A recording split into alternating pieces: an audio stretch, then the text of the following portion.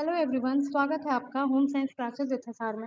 दोस्तों, last class में हमने हार्ट सर्कुलेटरी सिस्टम से रिलेटेड 15 क्वेश्चंस किए थे और इस क्लास में हम आगे के और क्वेश्चंस को करेंगे। और इस क्वेश्चन के एंड में लास्ट में आपके लिए एक होमवर्क क्वेश्चन भी होगा। तो चलिए स्टार्ट करते हैं। 16वां नंबर हमारा क्वेश्चन है कि जब एक व्यक्ति वृद्ध हो जाता है, ठीक है, जब कोई व्यक्ति वृद्ध हो जाता है तो सामान्यतः उसका रक्तचाप क्या होता है?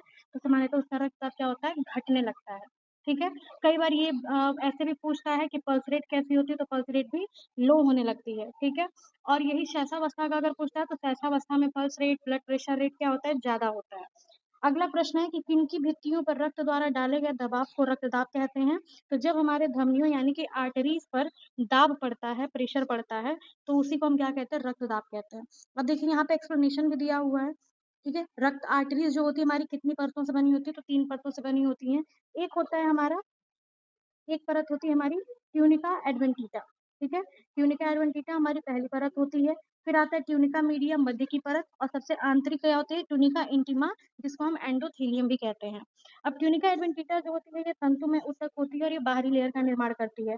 ट्यूनिका मीडिया जो होती है ये चिकनी व लचीली पेशियों का निर्माण करती है। जो मसल्स होती है हमारी फ्लेक्सिबल मसल्स होती हैं, स्मूथ मसल्स, उनका निर्माण करती है।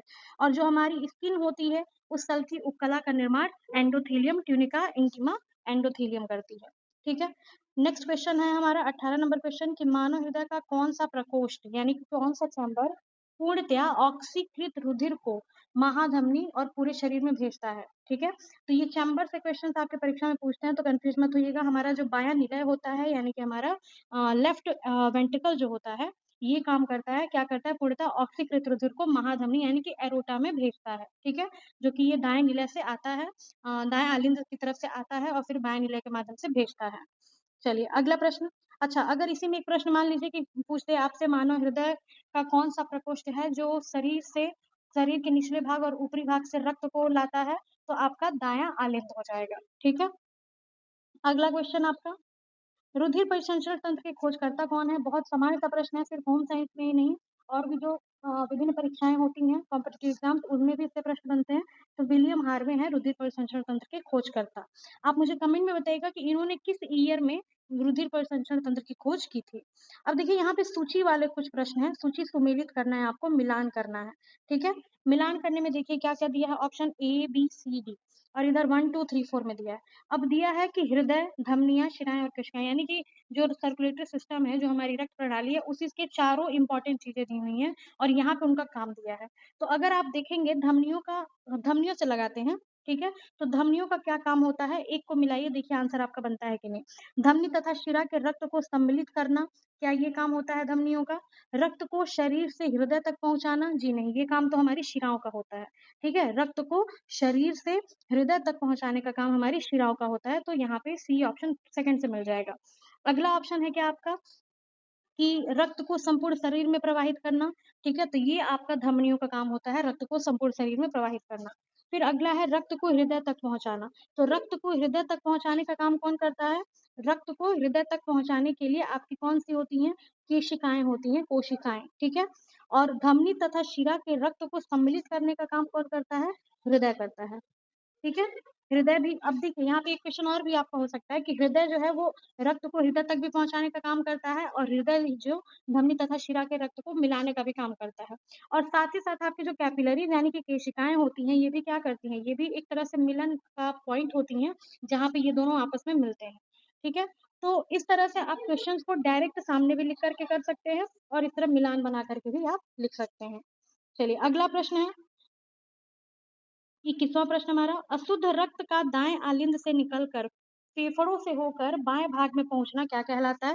तो इसको हम कहते हैं फुफ्फुसी परिसंचरण, पल्मोनरी सर्कुलेशन कहते हैं। यानी कि जो हमारा डीऑक्सीजनेटेड ब्लड है वो हमारे दाएं आलिंद से निकलता है और फेफड़ों से होकर के बाएं भाग में पहुंचता है, तो इसी को हम कहते हैं पल्मोनरी सर्कुलेशन। एक होता है हमारा सिस्टमैटिक सर्कुलेशन, उसे हम आगे पढ़ेंगे। चलिए अगवा 22वां क्वेश्चन देखिए, वही क्वेश्चन आ गया। बाएं निलय द्वारा शुद्ध रक्त को शरीर में परिसंचरण कर पुनः हृदय के बाएं आलिंद में पहुंचाना क्या कहलाता है? तो इसे हम कहते हैं सिस्टमैटिक सर्कुलेशन। यानी कि जब बाएं निलय से पूरे शरीर से घूम करके आता है हमारे दाएं आलिंद में, ठीक है, बाएं आलिंद के पास, तो इसको हम प्रणालीगत परिसंचरण कहते हैं। और जब हमारी फेफड़ों की बात आती है, यानी कि अशुद्ध रक्त दाएं आलिंद से निकलकर फेफड़ों से होकर आता है, तो उसे हम फुफ्फुसी या पल्मोनरी सर्कुलेशन कहते हैं, ठीक है, 23वां नंबर क्वेश्चन देखिए, हृदय की कोरोनरी धमनी यानी कि कोरोनरी आर्टरी द्वारा कितने प्रतिशत रक्त जो होता है उसमें उपलब्ध होता है? तो हमारे संपूर्ण शुद्ध रक्त का 5% जो होता है वो हमारे हृदय की कोरोनरी धमनी द्वारा उपलब्ध होता है। अगला प्रश्न है 24वां नंबर, हृदय में उद्दीपनों को प्रेरित कौन करता है? ठीक है, हृदय में जो उद्दीपन होते हैं, जो कंपन होता है, वो किसकी वजह से होते हैं? तो उसमें आपका सबसे इम्पोर्टेंट रोल होता है साइनो-एट्रियल नोड का, ठीक है? एसई नोड जिसको कहते हैं साइनो-एट्रियल नोड। अब देखिए इसकी लंबाई कितनी होती है? तो 15 एमएम के बराबर लंबाई होती है, चौड़ाई 3 एमएम होती है और इसकी मोटाई 1 एमएम होती है, ठीक है? और इसी को हम हार्ट का पेसमेकर भी कहते हैं। पेसमेकर आप लोग जानते हैं कि एक टूल होता है जो जब ये ऐसे node cyano atrial node disturb होता है, खराब हो जाता है, तो वहाँ पर पेसमेकर को फिट कर दिया जाता है, जिससे हमारे हार्ट को कंपन मिलता रहता है, ठीक है? अब पेसमेकर से रिलेटेड अगला प्रश्न देखिए कि हमारा पेसमेकर 25वां प्रश्न, पेसमेकर कहाँ स्थित होता है? ठीक है, 1 मिनट 25वां प्रश्न, पेसमेकर कहाँ स्थित होता है? तो पेसमेकर जो है वो दाएँ आलिंद यानी कि राइट एट्रियम की दीवार में ऊर्ध्व महाशिरा यानी कि सुपीरियर वेना कावा के निकट, यानी कि जो सुपीरियर वेना कावा जो हमारे ऊपर से आती है, एक हमारी इंफीरियर वेना कावा होती है जो शरीर से नीचे से, ठीक है, निम्न महाशिरा जिसको कहते हैं, वहाँ से ब्लड को ले जाती है और एक होती है हमारी ऊर्ध्व महाशिरा जो क्या करती है, शरीर के ऊपरी भाग से ब्लड को लेकर के आती है। तो वहीं पर ये स्थापित होता है हमारा पेसमेकर, ठीक है? अगला प्रश्न है हमारा 26 नंबर, देखिए मैं जल्दी-जल्दी ही करा रही हूँ, आपको बहुत फ़ास्ट करने की ज़रूरत नहीं है और अगर किसी को लग रहा हो कि मैं बहुत फ़ास्ट कर रही हूँ, तो आप अपनी स्पीड को थोड़ा स्लो कर सकते हैं, ठीक है? अगला प्रश्न है 26वां नंबर, एवी नोड यानी कि एट्रियोवेंट्रिकल नोड किस प्रकार के तंतु को उत्पन्न करता है? तो ये एक बहुत ही अलग टाइप का और बहुत ही इम्पोर्टेंट क्वेश्चन है, हो सकता हो कि इस बार पेपर में इस टाइप के क्वेश्चन्स आ जाएँ आपके, तो इसलिए इसको पढ़ लीजिएगा, समझ लीजिए इसको। इसको बंडल ऑफ हिस कहते हैं और बैडन ऑफ हिस भी कहा जाता है। ये क्या करता है? ये आवेग को आलिंद से निलय में संचालित करने का काम करता है, ठीक है? अगला 27वां क्वेश्चन है, 1 मिनट में लगभग कितने हृदय चक्र पूरे होते हैं? तो 1 मिनट में लगभग 60 से 80 हृदय चक्र हमारे पूरे होते हैं। 28वां प्रश्न है, हृदय की धड़कनों को सुनने के लिए किस यंत्र का उपयोग किया जाता है? तो आपको पता होगा डॉक्टर आला लटका के घूमते हैं, मतलब वो उनका हथियार ही है, एक तरह से उनका उपकरण है, तो उसको हम स्टेथोस्कोप कहते हैं, जिससे हमें हृदय की धड़कनें सुनाई देती हैं, ठीक है? 29वां प्रश्न है कि रक्तदाब यानी कि ब्लड प्रेशर मापने का यंत्र क्या कहलाता है? तो रक्तदाब या ब्लड प्रेशर मापने का यंत्र हमारा स्फिग्मोमैनोमीटर कहलाता है। ये मैंने संभावित जो प्रश्न है ये मैंने बनाया है उपकरण से संबंधित, ताकि उपकरण से संबंधित कोई भी प्रश्न अगर इससे रिलेटेड आता है तो आप उसको कन्फ्यूज़ ना हो और गलत ना करें। इसलिए इसको ज़रूर नोट कर लीजिएगा। अगला प्रश्न 30वां नंबर प्रश्न हमारा, दाब बढ़ने पर हृदय दर यानी कि हार्ट रेट बढ़ना और दाब घटने पर घटना क्या कहलाता है? तो इसको हम कहते हैं बैरोरिसेप्टर रिफ्लेक्स, यानी कि जब प्रेशर बढ़ता है तो हमारा हार्ट रेट क्या होता है? बढ़ता है और जब प्रेशर कम होता है तो हमारा हार्ट रेट क्या होता है? कम होने लगता है। तो इसी को हम कहते हैं बैरोरिसेप्टर रिफ्लेक्स कहते हैं। 31वां प्रश्न है कि सामान्य पल्स प्रेशर कितना होता है? ठीक है? सामान्य पल्स प्रेशर का मतलब सिस्टोलिक और डायस्टोलिक बीपी के बीच का जो अंतर होता है, उसी को हम पल्स प्रेशर कहते हैं। ठीक है? तो सामान्य पल्स प्रेशर जो होता है, वो लगभग 40 होता है। अगला प्रश्न है, 39 नंबर प्रश्न हमारा, सॉरी 31 हो गया, 32 नंबर प्रश्न। ठीक है, हृदय की इलेक्ट्रिकल एक्टिविटी यानी कि विद्युत क्रियाशीलता को किससे नापा जाता है? देखिए फिर इंस्ट्रूमेंट से रिलेटेड प्रश्न है आपका कि हृदय की क्रियाशीलता को यानी कि विद्युत क्रियाशीलता को हम ईसीजी के द्वारा नापते हैं और ईसीजी का पूरा नाम है इलेक्ट्रोकार्डियोग्राम और इसका दूसरा नाम भी होता है ऑस्किलोस्कोप, ठीक है? ऑस्किलोस्कोप। ये बहुत इंपॉर्टेंट है आपके लिए, मैं स्टार बना दे रही हूँ इसलिए क्योंकि कई बार सिर्फ यंत्र का नाम पूछ लेता है, कई बार इसका पूरा नाम पूछ लेता है और उसका दूसरा नाम भी पूछ सकता है, ठीक है? और ईसीजी में देखिए 5 प्रकार की तरंगें होती हैं, P, Q, R, S, T. कितनी तरंगें होती हैं? 5 तरह की P, Q, R, S, T तरंगें होती हैं जो ऊपर-नीचे आपने देखा होगा हार्ट के सिंबल ऐसे-ऐसे बनते हैं, ठीक है? तो इस सिंबल्स को बनाने का काम ही यही P, Q, R, S, T करते हैं और डॉक्टर्स इन्हीं को देख कर के पहचानते हैं कि ईसीजी रिपोर्ट कैसी है, क्या है। अब देखिए 33वां प्रश्न है, यदि किसी व्यक्ति का हृदय दर 100 प्रति मिनट है, ठीक है? 100 मतलब 100 से अधिक हो जाए, तो उस अवस्था को हम क्या कहेंगे? ठीक है? 100 बीपीएम से अधिक हो जाता है अगर, तो उसे हम कहते हैं टैकीकार्डिया, ठीक है? यदि किसी व्यक्ति का हृदय दर 100 से अधिक हो जाता है, ब्लड प्रेशर पर मिनट, तो उसको हम कहते हैं टैकीकार्डिया और वही अगर 100 से कम 60 से कम हो जाता है, यदि किसी व्यक्ति का हृदय दर 60 से कम हो जाता है तो उस अवस्था को हम कहते हैं ब्रेडिकार्डिया। तो टैकीकार्डिया और ब्रेडिकार्डिया दोनों हार्ट से रिलेटेड कॉन्सेप्ट हैं। यूजीसी नेट की परीक्षाओं में भी इससे प्रश्न बनते हैं आपके। इन दोनों कॉन्सेप्ट को याद रखिए कि जब ऊपर जाएगा यानी कि 100 से क्या हो रहा है, 100 से ऊपर जा रहा है, ऊपर फ्लो जा रहा है तो उसको हम टैकीकार्डिया कहेंगे, और जब 60 से नीचे आ रहा है तो उसे हम क्या कहेंगे, ब्रेडिकार्डिया कहेंगे। ठीक है, चलिए अगला 35वां प्रश्न हमारा कि प्रत्येक संकुचन से निलय द्वारा बाहर निकाले गए रक्त का आयतन क्या कहलाता है? प्रत्येक संकुचन से निलय के द्वारा जो रक्त बाहर निकलता है हमारा एक बार में, उसको हम क्या कहते हैं, उसी को हम कहते हैं स्ट्रोक वॉल्यूम।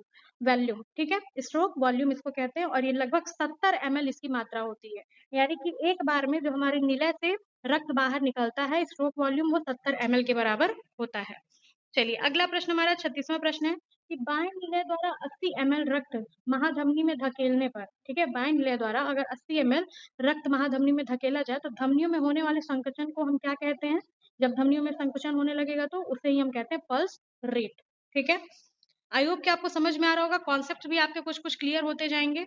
देखिए इन प्रश्नों को अगर आप पढ़ लेंगे, रिवाइज कर लेंगे, तो आप लोगों के लिए बेनिफिशियल ही है। ठीक है, बहुत ज्यादा प्रश्न नहीं है, बहुत एक्स्ट्रा कुछ भी मैंने इसमें ऐड नहीं किया है, उन्हीं संभावित प्रश्नों को ऐड किया है जो आपकी परीक्षाओं में आते हैं।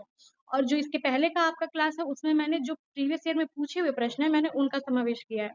तो आप लोग पार्ट 1 जो है हमारा इसका जरूर देख लीजिएगा। चलिए अगला प्रश्न है कि ऊतकों में ऑक्सीजन की कमी यानी कि टिश्यूज में जब ऑक्सीजन का लेवल लो होता है तो उस कंडीशन को हम क्या कहते हैं? उसे हम कहते हैं एनोक्सिया। ठीक है, जब हमारे टिश्यूज में डिहाइड्रेशन की वजह से या अदर किसी रीजन की वजह से जब ऑक्सीजन की कमी होने लगती है तो एनोक्सिया होता है, और उस कंडीशन में क्या होता है, हमें चक्कर भी आने लगते हैं। ठीक है, अगला प्रश्न है हमारा हृदय सेप्टम की सहायता से, ठीक है, अगला प्रश्न हृदय सेप्टम की सहायता से 2 भागों में विभाजित होता है, यानी कि बीच में 2 भागों में दायां भाग और बायां भाग में विभाजित होता है, जिसके घटक होते हैं मायोकार्डियम एवं कौन से ऊतक? तो सही आंसर क्या हो जाएगा? एंडोकार्डियम ऊतक। 2 भागों में डिवाइड होता है ये मायोकार्डियम और एंडोकार्डियम के द्वारा, और ये पीजीटी 2021 में आपका पूछा हुआ प्रश्न है। ठीक है, यही क्या करते हैं, सेप्टम का काम करते हैं, और यही इनको सेप्टम निर्माण करते हैं, जिसकी वजह से 2 भागों में हृदय हमारा विभाजित हो पाता है। ठीक है, अगला प्रश्न है हृदय स्पंदन नियंत्रित होता है किसके द्वारा? तो सिंपैथिक तंत्रिका तंत्र जो होती है हमारी, उसके द्वारा हृदय स्पंदन यानी कि हार्ट रेट जो होता है वो उसके द्वारा कंट्रोल किया जाता है। अब देखिए लास्ट प्रश्न आज का है कि पल्मोनरी शिरा रक्त का संचार करती है, कहाँ से कहाँ करती है, या किस रक्त का, कौन सा ब्लड होगा? ठीक है, आपको ऑप्शन भी दे देते हैं, ऑक्सीजनेटेड होगा या कार्बन डाइऑक्साइड युक्त ब्लड होगा। आपको बताना है सही आंसर, कहाँ बताना है, तो कमेंट में बताना है। ठीक है, आप मुझे कमेंट करके बताइएगा। और देखिए क्लास अच्छी लगी हो तो लाइक शेयर सब्सक्राइब कर दीजिएगा। जिनको रिवाइज करना है उन लोगों के लिए बहुत अच्छी क्लास है, जिनको थोड़ा बहुत भी कॉन्सेप्ट भी समझना है उनके लिए भी बहुत अच्छी क्लास है। तो प्लीज इसको शेयर कर दीजिएगा। थैंक यू सो मच, मिलते हैं किसी नेक्स्ट क्लास में।